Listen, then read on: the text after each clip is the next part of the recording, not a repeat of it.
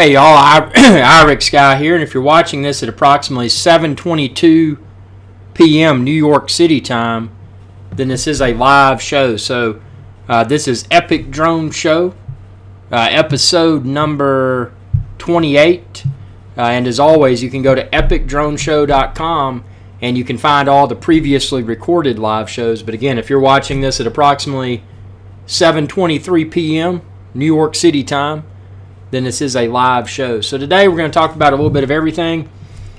Seeing a lot of people coming in. Ricky, welcome aboard, Ricky. Got JC in here.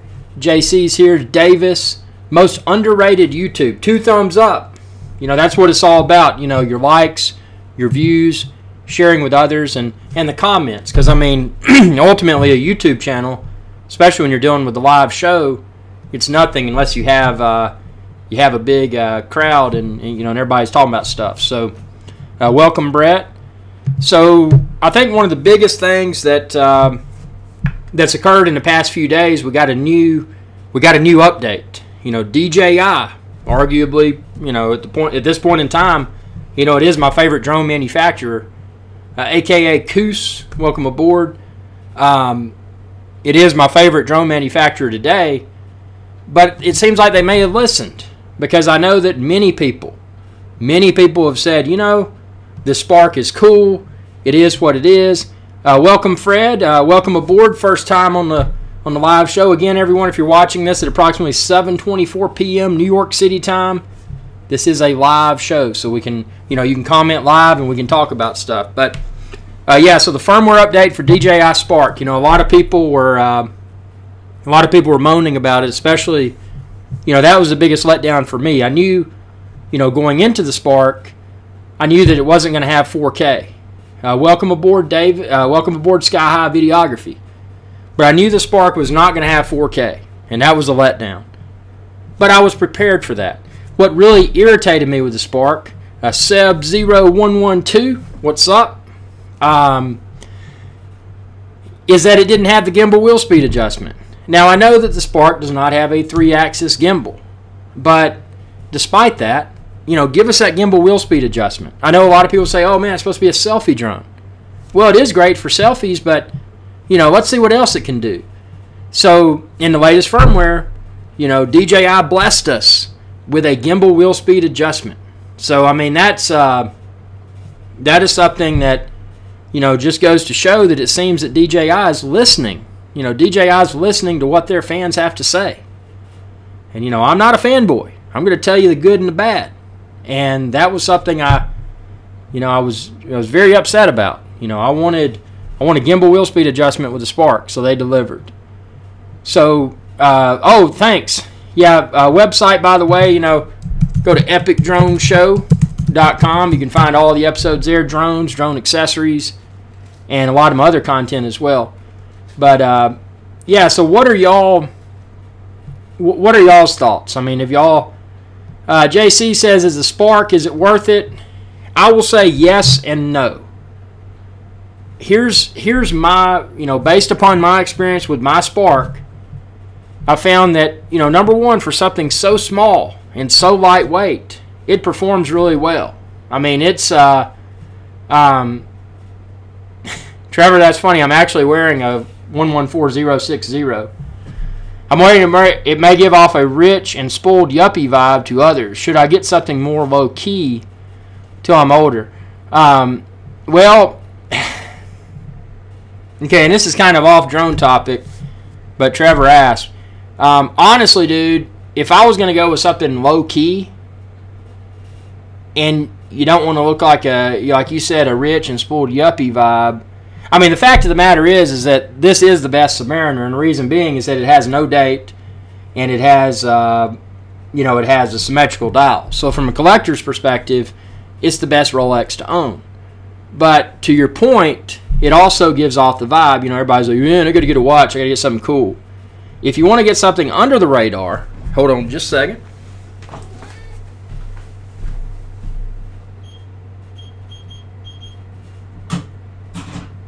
Hold on just a second.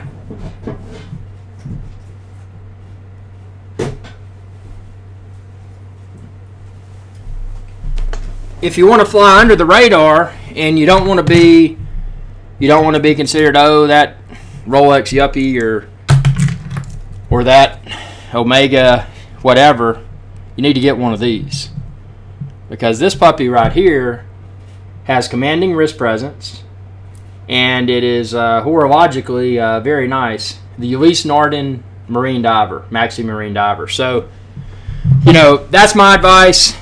If you're looking for something to keep and to likely appreciate, you can often never go wrong with the Rolex, especially the core references like the Submariner 114060. But anyway, shoot me a message on Facebook fan page. I'll be able to provide any advice that I'm able to do. I'm an avid collector. So with that being said, we'll get back to drones on this show. So the Spark, is the DJI Spark worth it? I would like to see the Spark at a lower price point. I think that the price point for the Spark is a little it's a little cocky. I think that what DJI is asking for the Spark is a little aggressive. I mean, they know that it'll sell, and it has. I'm sure it's probably sold well, but the thing about the Spark is that the video quality and the video stability is not as good as the Mavic Pro. And it's not, the portability aspect, considering the Spark does not fold, sure, it's smaller than the Mavic Pro. It's more lightweight than the Mavic Pro, but it's not significantly smaller. Welcome aboard. We got Brett. We got WV Speedy. I mean, there's the thing about the Spark. I would say the best thing, in my opinion, that DJI could do with the Spark, and they're taking a step in the right direction. They've added that gimbal wheel speed feature, which is very welcomed. And, I appreciate them listening to their fans about that. But I think it's not, and, check out my DJI Spark videos. I felt that for 1080p, the video quality was quite decent. Now, when you're moving around, you're making some semi-abrupt turns while you're flying and filming, the DJI Spark did not perform as well as a Mavic Pro or a DJI Phantom. So, what I'm going to say about the Spark, and again, I am not a fanboy. I mean, DJI is my favorite drone on the market today, but I'm not a fanboy. I'll tell you the good and the bad. The DJI Spark version 1, if you're going to get involved with it, what my personal recommendation would be is to, don't go for the model with a controller. The controller is, it's due to the battery life of the Spark, it's really not necessary, in my opinion, to have a controller for the Spark. So I think the sweet spot for the Spark is just the base model, the one that has no controller. But the cool part about it is that with the base model, you're able to, what am I trying to say here? You're able to use the features which I feel makes the Spark really excel. If you use it for active track, which is where it can follow you, the convenience of having something so small and so lightweight and being able to pull it out of a backpack or something, fly and capture a selfie video a few minutes long because the battery life's not that great, and then land it. That's a pretty cool application for the Spark. Controlling it, short range flights with an iPhone, super good application for the Spark. But I think that the price for the Spark currently is a little bit too cocky. I think they would need to come down by a few $100. So if you just want to have something fun, yeah, the Spark's a lot of fun. Looking at other questions in here, Phantom 4 or Mavic, definitely the Phantom 4. Phantom 4 4K 30 video for me has been rock solid. It's been stable. It's got good image quality. I don't have to tap to focus like you do with the Mavic Pro, the Phantom 4 Pro. That tap to focus is a pain. It's a huge pain point for me. So I would definitely go Phantom 4 over Mavic Pro. Mavic Pro versus DJI Spark.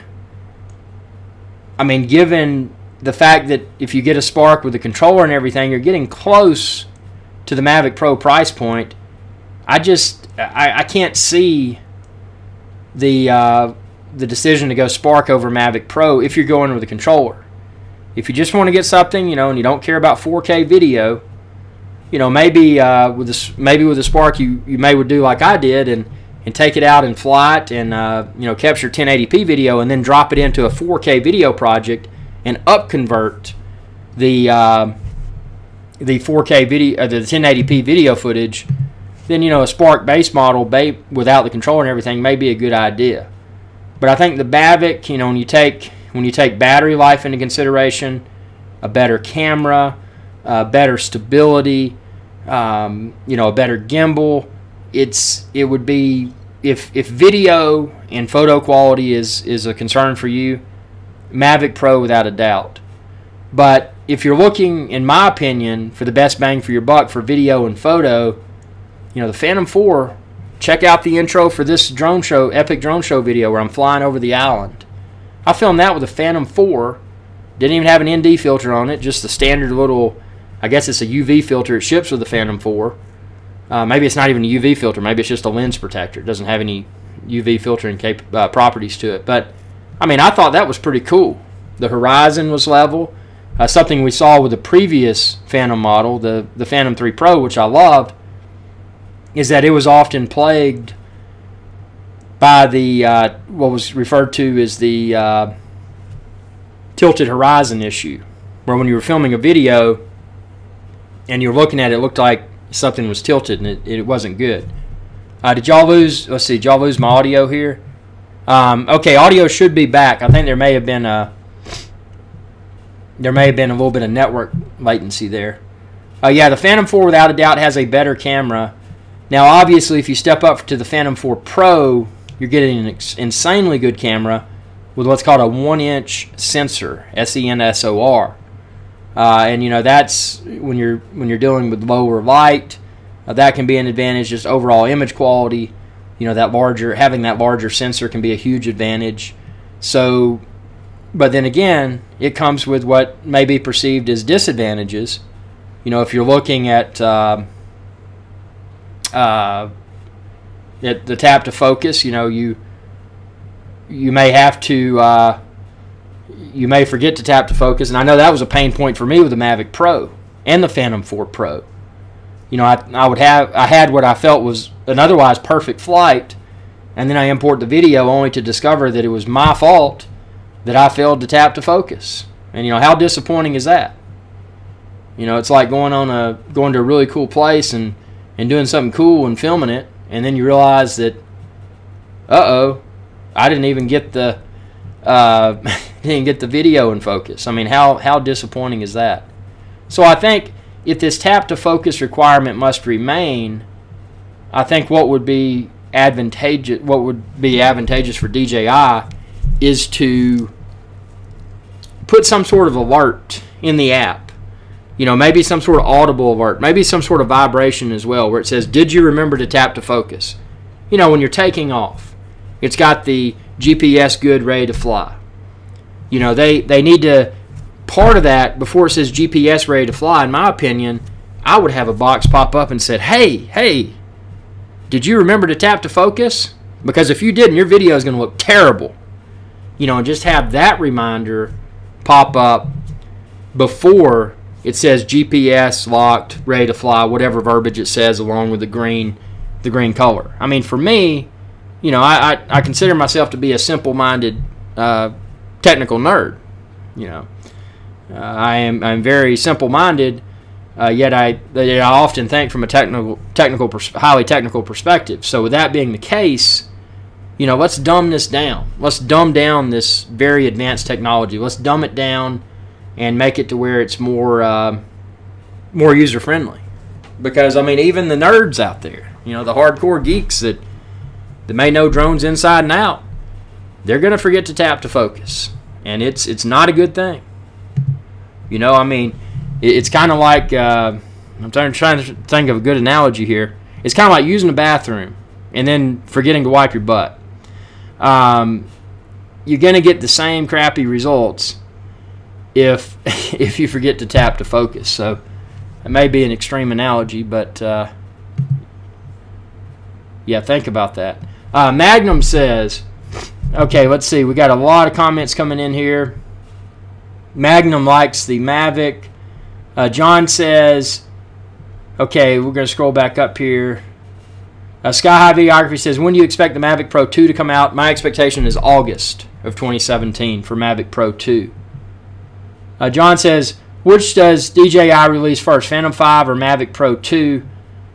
I'm thinking they may release in tandem. You know, my assumption is that what we may see, and hopefully in August, would be a launch of Mavic Pro 2, which is an extremely refined version of the Mavic Pro, which was nice. You know, it came out first of its class. You know, very nice drone, but I think we're going to see a very refined version of the Mavic Pro when the Mavic Pro 2 releases. Hopefully we'll get a 1-inch sensor and a modular camera and everything that that we've talked about in previous shows. But I think we're going to see a very refined version of Mavic Pro when we see Mavic Pro 2.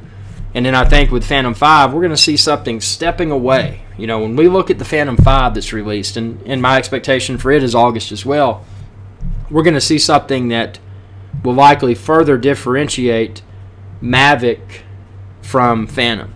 You know, we're going to see a more high-end Phantom 5. We're going to see something, you know, likely higher-end cameras. We're going to see something with, you know, maybe even some water-resistant properties. I mean, who knows? Something radically new.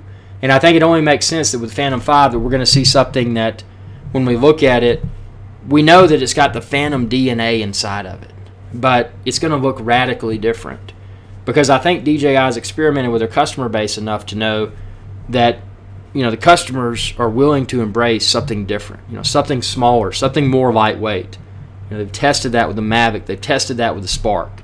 And I think now it's time to test it with the Phantom 5.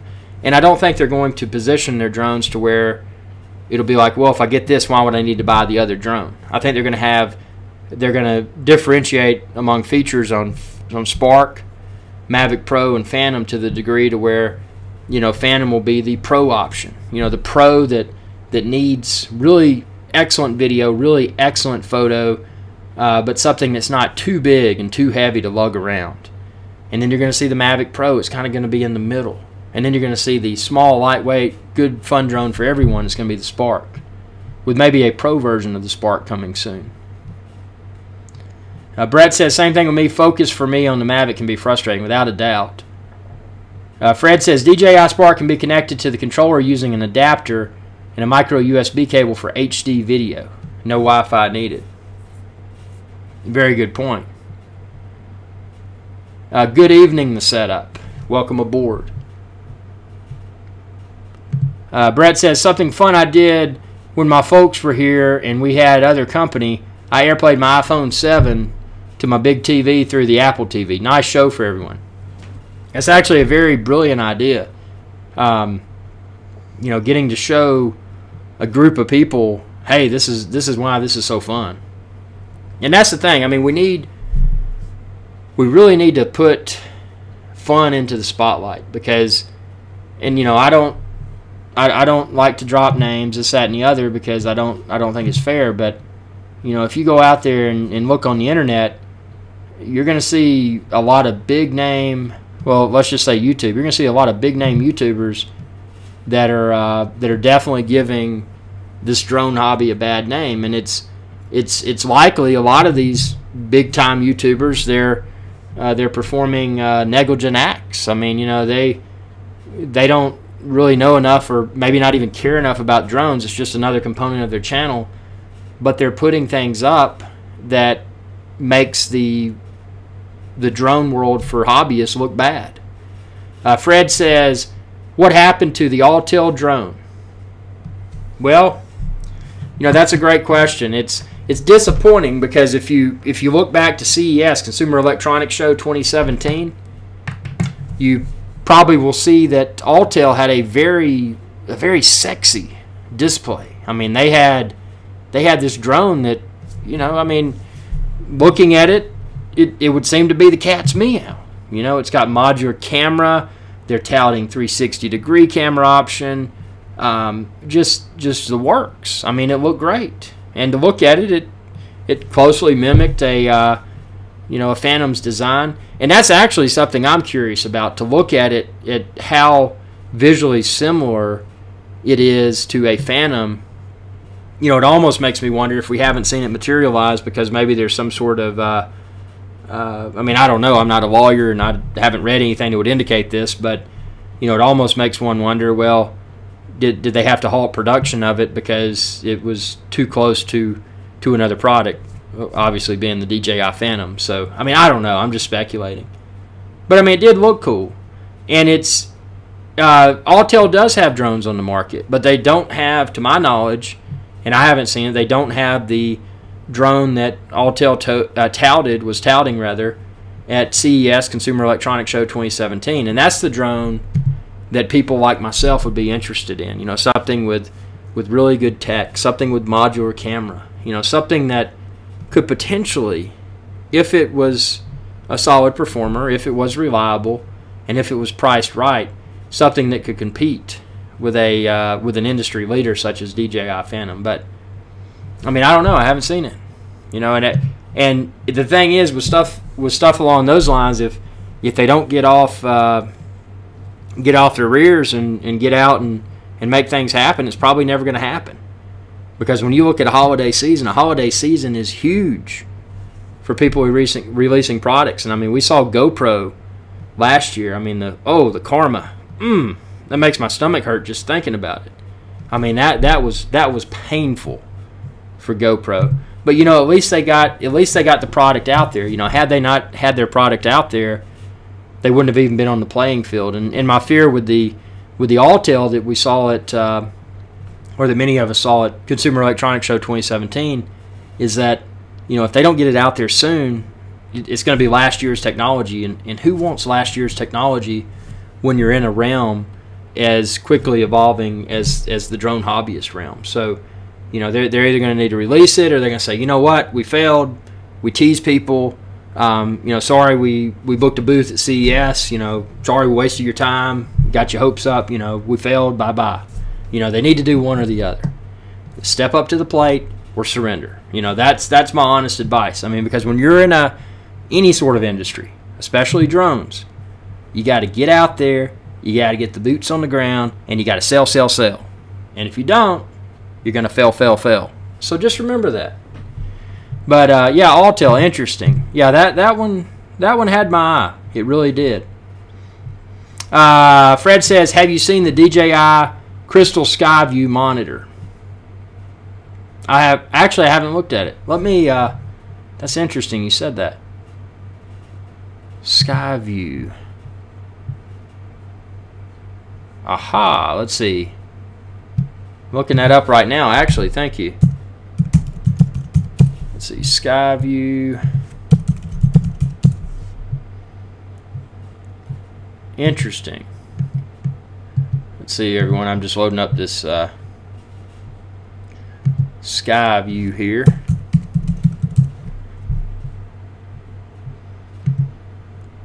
I have to look for that one later.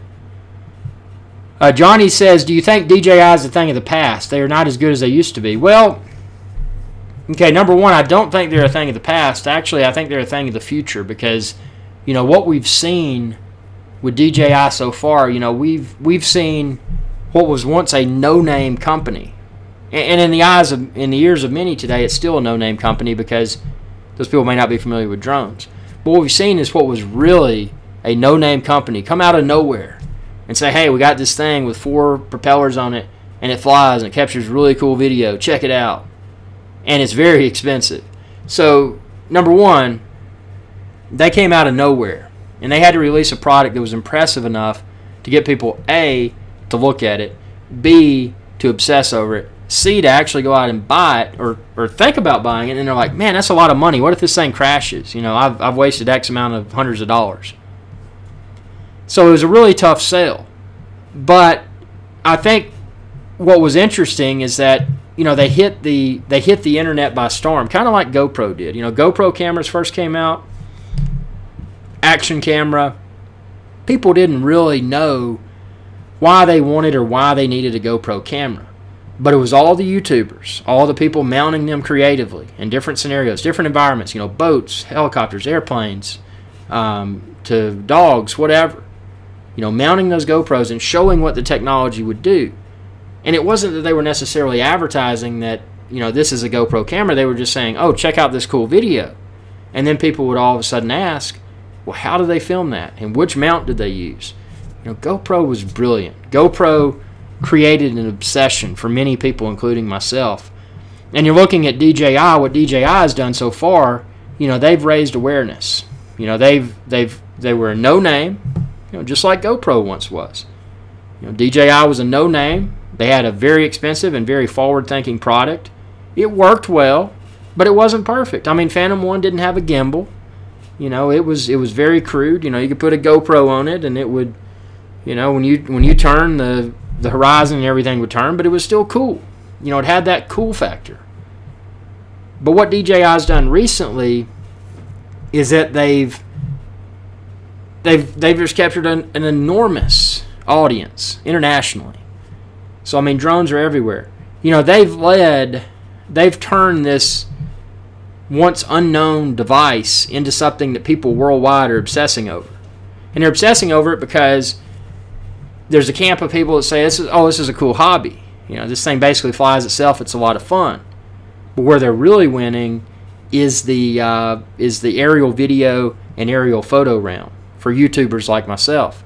People that want to capture content for their audience in a very unique and very high-class way. Gimbal stabilized. Video from the air that looks better than video from the ground in most scenarios. Something they've done a great job with. And as a product of their success, DJI said, you know what, we're going to start making our own cameras.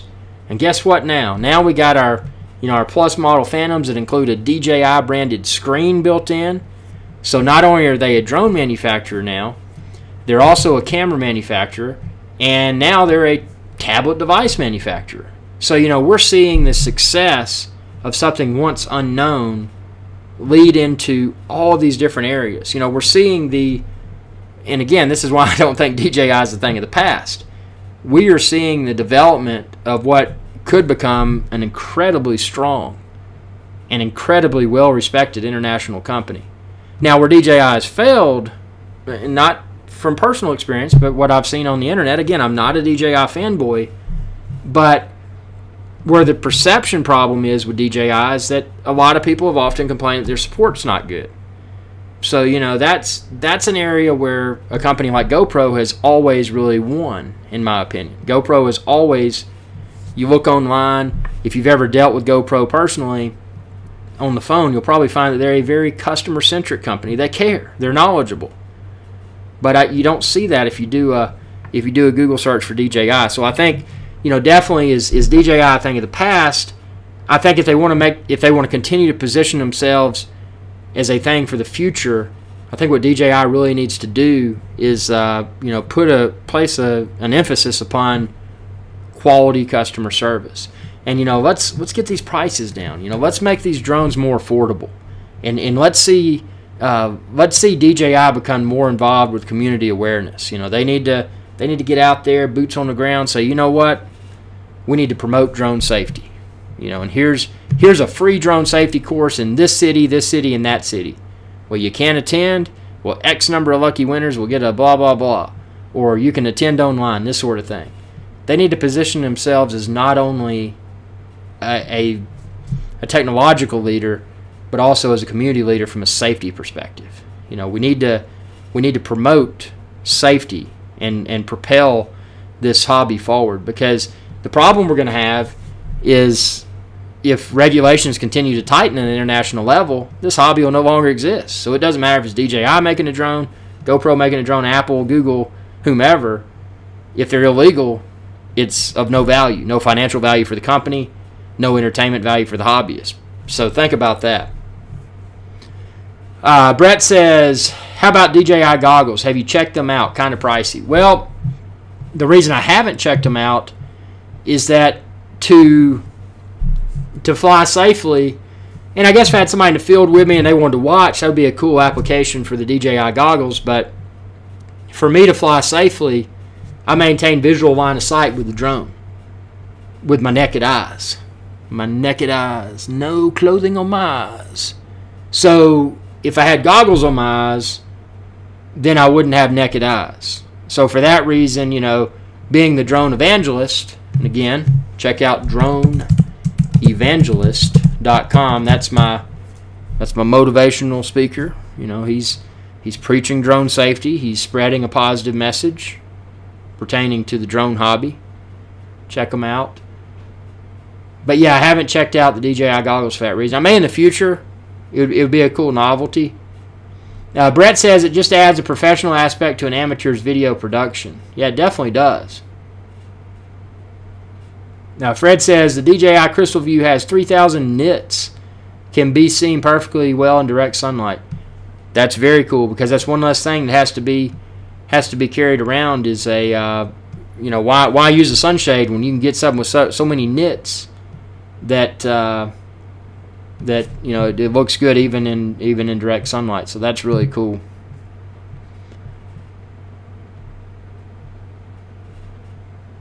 Bob Biker 46 says goggles and a spotter. Yep, got to have. But keep in mind, in most areas, only the spotter would be able to wear the goggles, because in most areas, and again, you know, check your local regulations, but in many areas, one will find that the visual line of sight requirement is for the remote pilot and command, the person with the controller in their hand. So, you know, even if there was a visual spotter, that would not negate the requirement in most areas for the remote pilot and command to maintain constant visual line of sight with the drone. So, you know, in that scenario, in most areas, it would be the spotter that would be wearing the goggles, but the remote pilot and command with the controller would have naked eyes, maintaining that constant visual line of sight. So, yeah, I mean, it's a fascinating industry. Oh, and something back earlier to, you know, looking back at DJI, talking about if they were a thing of the past. You know, look at their camera equipment, the Ronin and the gimbal stabilizers for your really high-end cameras on the ground. I mean, that's some cool stuff. I haven't tinkered with it yet, but, you know, I see that's an area that where they could really further mature. Greg, no, I do not. The video quality of the Mavic, now we're talking about Mavic Pro version 1, the video quality of Mavic Pro version 1 was not good enough for me. It wasn't as good as the Phantom 4. The image quality wasn't as good, and I didn't feel the stability was as good. Now, you know, maybe that's because I was spoiled by the Phantom 4, but it, you know, if you'd never flown one, you picked up a Mavic Pro, you'd say this is awesome, because it is. But if you've been flying the Phantom 4 and doing a ton of video editing in 4K 30, and then you did the same, using the exact same video editing workflow for the Phantom 4 that you did the Mavic Pro, the differences would likely be apparent. Yeah, Fred, that's kind of disappointing. But you can also go to epicdroneshow.com and find drones and drone accessories there. That's my website, by the way. I like to shamelessly promote my website, because it's, you know, I might as well. I mean, it's something I created. So yeah, hopefully. But, you know, back at that thing, do we think DJI is the thing of the past? Hopefully DJI is the thing of the past for the less than responsible drone users. You know, people that are getting these drones knowing nothing about the laws, knowing nothing about where they are. And, you know, the other thing that scares me is that when you see all these features in the app where it says, oh, this is a no-fly zone or this is not a no-fly zone, there's a large camp of people that are likely just looking at the app and they're like, oh, well, the app said it's okay, I guess I'm okay. You know, people need to have common sense. They need to know, okay, I know where I am geographically. Is it safe to fly here or not? You know, never trust the app. You know, the app could be a great secondary check, but, you know where you are geographically without the assistance of technology. Know where you are geographically. Greg says, I would say it's the same as Phantom 4 since all of the firmware updates. Well, technologically speaking, the camera on the Phantom 4 is a slightly better camera. So I mean, it's close, but yeah, if you get the same, let's say even without flying, if you had the same environment, and you set the, let's just say sit the Phantom 4 on a table, and set the Mavic Pro on a table right beside the Phantom 4, and just film something out in the field in front of you without flying. I mean, just look at the video. You'll notice a difference in the video quality, especially if you're flying. It's the stability of the Phantom 4 is slightly better. But Mavic Pro 2, Brett says, hasta luego, IrixGuy. Good show. Thank you. Thank you. Gracias. Bob Biker 46 says, I fly line of sight myself.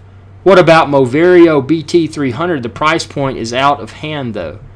Well, you know, I've seen those, and I'm with you. I mean, it becomes a situation with this hobby this hobby becomes a situation of, well, you know, how much do I want to sink into this hobby? I mean, there are other hobbies. There's other hobbies out there, and you know, how much do I want to sink into just this one hobby? So it's, you know, I like to stick to the bare essentials. You know, I want a case to better protect my drone to and from the field, and you know, I want the basics. You know, I don't, some things I just don't need. Sky High Videography says, when do you expect the Mavic Pro 2 to drop? I completely expect it to drop in August. And again, why August? Well, you know, you're gearing up for a holiday season. If you're gonna, you know, August, it's like, well, man, there's August, September, October, November, and then December. Well, the end of December is Christmas. So you're looking at, you know, 5 fingers there, which represents 5 months. So it's, you know, when you think about, number one, they've got to release the product, they got to unveil the product. You know, that Apple-like show that they always do, the launch event. DJI, I feel, has done a really good job with that. So they've got to unveil it, and then they've got to get, you know, they got to have enough of those produced to get them to all the various distribution centers, and then they got to get them from their distribution centers to the retailers' distribution centers. And then those retailers have to get it from their distribution centers to their retail stores. And keep in mind, this is not an overnight process. And especially when you're dealing with retailers that sell other products, you know, this is just another product on their boat or on their truck or whatever. You know, it doesn't necessarily take priority. So they got to get this out there in front of people far enough in advance to where they can sell come the holiday season. So it's yeah, I completely expect August. I mean, if we don't see a Mavic Pro 2 and/or a Phantom 5 unveiled in August, I'm going to be shocked. I mean, I'm going to be in a state of shock. So, yes, that's when I expect it. Greg, I'd have to check the specs. I know, you know, when you jump up to the Phantom 4 Pro, you're getting into a 1-inch sensor.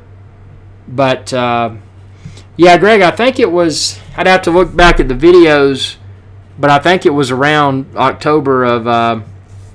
it was right after GoPro Karma, whenever that was released. And actually, I think they kind of expedited the unveiling of the Mavic Pro 2, or of the Mavic Pro, rather, the original, because of their uncertainties associated with GoPro possibly becoming a competitor. And of course, they didn't. GoPro Karma, unfortunately, failed epically, but you know, the fear was still there. Fred said, let's see, Johnny says, yes, but I have a Phantom 1 and a Phantom 3. You cannot get anything for the Phantom 1 anymore, thing of the past. Yeah, very, very true. When you're dealing with a previous model Phantom, it's easy for those components to become harder and harder to come by. And that's the thing now with the Phantom 4 and the Phantom 4 Pros. At least they're using the same battery, so you know you can. Well, the Phantom 4 Pro brought to the table a longer life battery, but you can use the same batteries in each. So that's kind of cool. It's let's see. Johnny says, DJI are doing the same as a computer place. Let them go out of date and buy more. Yep. Very, very true. Fred says, have you ever flown a micro drone? I did that. It took me 2 weeks just to keep it airborne for more than 10 seconds. Haven't played one of those yet, but they look like fun. Yep, so we got, we got a lot of good stuff coming here soon. So, I mean, it's, 2017, mark my words, 2017, this fourth quarter of 2017 should be a very exciting quarter for drone aficionados like all of us. Obviously, we're tuning into a live show and talking about drones, so I would badge us drone aficionados. But, most importantly, be a drone evangelist. Go out and spread the safe and responsible use of drones, because if we don't do it, this hobby may become banned at an international level, and that would be catastrophic for everyone. So with that being said, I appreciate y'all tuning in. This is just another episode of Epic Drone Show.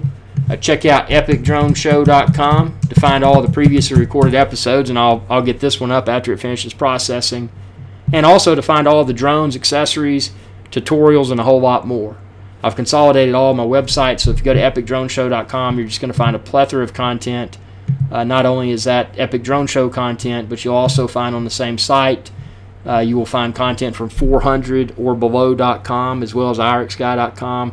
And I like for it to all blend together. But, follow me throughout social media. You can find all my social media links on epicdroneshow.com website. And stay tuned for the next live show. Again, this was episode 28 of Epic Drone Show. Hundreds of more Epic Drone Show live shows coming soon. So stay tuned. Again, can't emphasize more. Fly safely. Have fun. Be a drone evangelist. And tune in next time. And thanks for watching. And y'all have a good day. Hey y'all, IrixGuy here. If you enjoyed this video, please be sure to subscribe, like, and share. It's viewers like you that enable my channel to continue to grow. Thank you.